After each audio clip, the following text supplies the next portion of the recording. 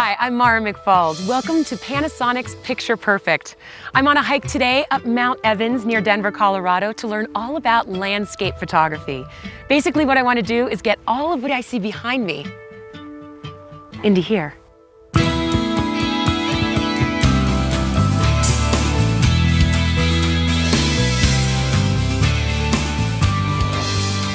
I asked my friend Jeff, who's a professional photographer, to come along with me today to teach me how to use the camera better and show me some techniques to get those shots that are picture perfect. Jeff, whenever I'm on a hike and I turn a corner and I see this view, I automatically scramble to pick up my camera and take some shots, and I can never seem to do it justice, and I know I'm doing something wrong, but I'm not sure what. Well, Mara, everybody's got that problem. First big rule, take a deep breath. Soak it all in. I mean, that's why you're here. You're on vacation. You know, you want to go out and see some beautiful things. We're going to talk about all those things today. We're going to talk about how we might convey this beautiful, majestic landscape into a photo that you're going to want to hang on your wall. We're going to talk about photographing friends on a backdrop like this. We're going to talk about the light. You know, a very important part of photography is what the light's like. And the easiest way to do that is just to hold your hand up. See how the light is on the front of my hand? Mm-hmm. See how it is on the back? Well, we're going to talk about all those things today. We're going to get really creative and we're going to have a lot of fun. And let's get started. Okay. Cool. Let's talk about composition. How are we going to portray this beautiful, majestic view with a lot of impact and excitement? Why don't you come on over here? Okay. Go ahead and take a photo, how you might take a photo. Okay. You know?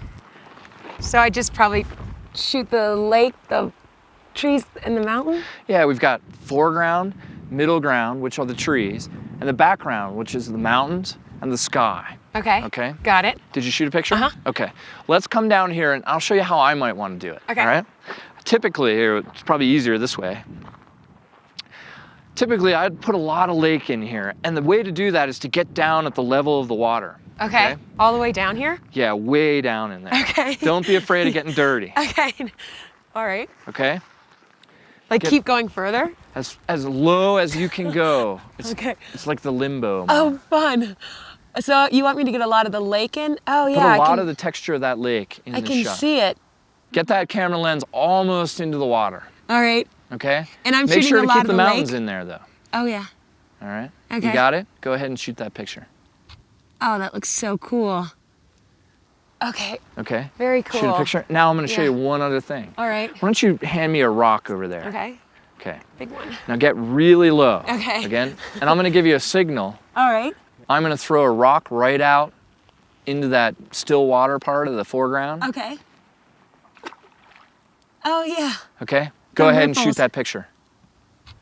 Oh, cool. All right, now let's come on up here and take a look at what we got. Okay. Now let's look at the difference of the two shots here. When you were up here at a higher angle, you had a little bit different angle on this view. You had less foreground of the lake, and you had more sky, and it was tilted a little bit. But when you came down here to the water, you really picked up the texture of the lake, really brought the foreground in to emphasize how great and majestic this panoramic view is. It makes it so much more dramatic of a landscape. It certainly does. Mountains are great. They're really beautiful.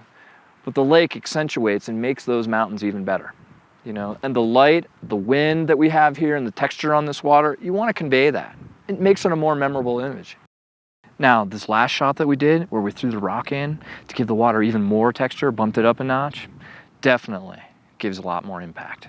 Now that we've got composition down, everybody always wants to take a cool picture of their friend with a beautiful landscape in the background. Let's bring your friend Elizabeth in, and I'll show you how to do that. Cool. Jeff, this is my friend Elizabeth. And, you know, as much as I love taking beautiful photos of landscapes, I like to put my friends standing in front of something cool. Okay, well that's what everybody really wants to do. You know, you want to get your family, your friends, loved ones, all that kind of thing in these photos. Why don't you go ahead, I'm going to challenge you on this one. We talked about composition.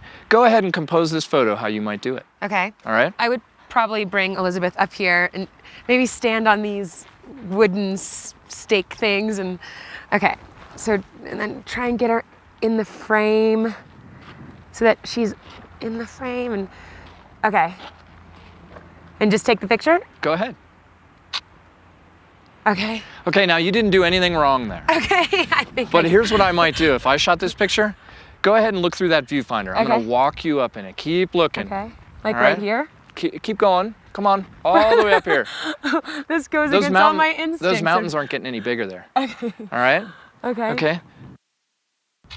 Okay.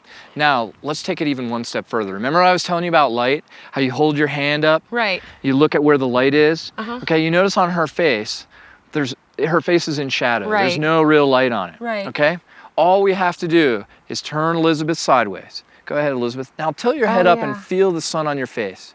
Try to remember this day. Oh, that is so cool. Go ahead. All right. Got it? Yeah. Let's look and see what we got. Okay. All right?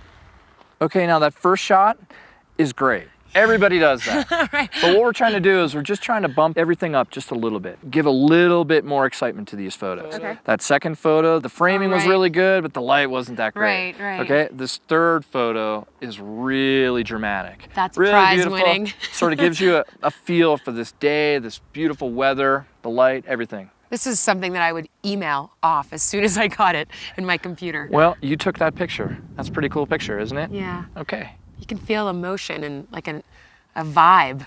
Well, now let's do some other really cool stuff. Let's Okay. have some fun with this. Okay. Okay. Light is such a key element to great landscape shots.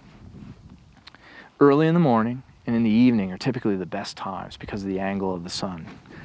Some of the most famous landscape photographers of all time would get up before the dawn, set up their camera, and spend hours waiting for that right moment of light. But we don't have all day. So let me show you a few tricks that we can use to get some shots right now. Come with me.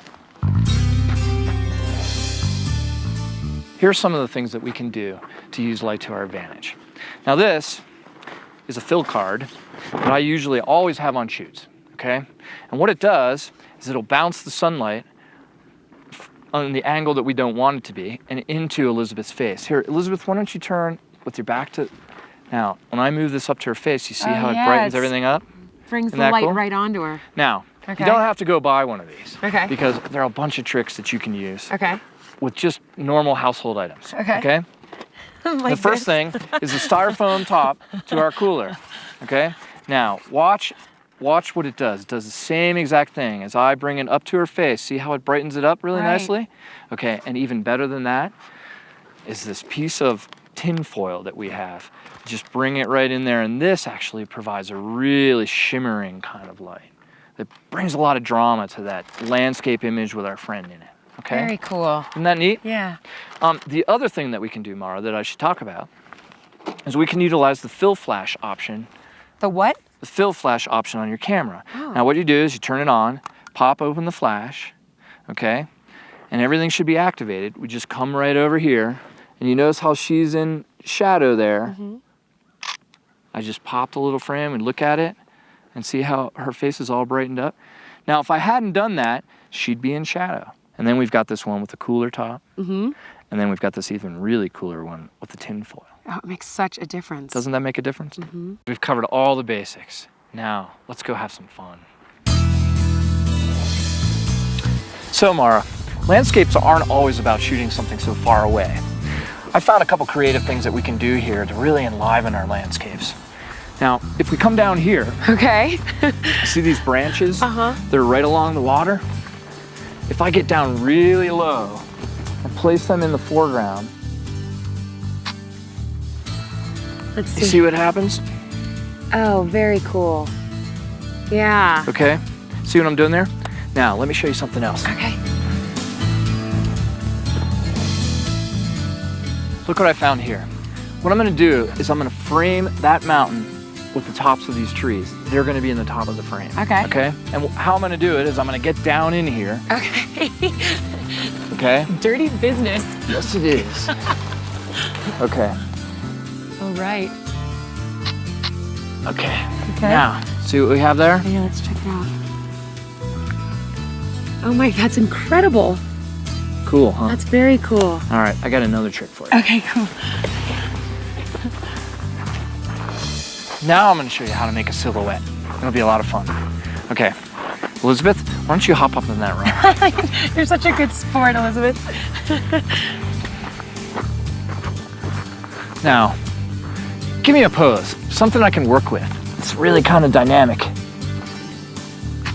Oh yeah, cool. totally. It's like the outline of an image. I can't believe we got such incredible shots, and I can't believe I took some of those shots. I told you, Mara. Okay, so you just have to pay attention to a few simple things, the composition and how to get your friends creatively in front of a landscape, and then paying attention to the whole light thing and being creative and having fun.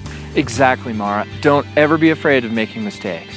That's the great thing about digital photography. Just take a whole bunch of photos. Exactly. So Let's why don't we go take some? Cool. When you're going out to photograph, if possible, don't put that camera to your eye right away. Stop. Look for things. Smell the flowers. Feel the sun on your face. Walk around a little bit. Get a sense of the place. If you're photographing a person, talk to them. Find out what's going on in their head.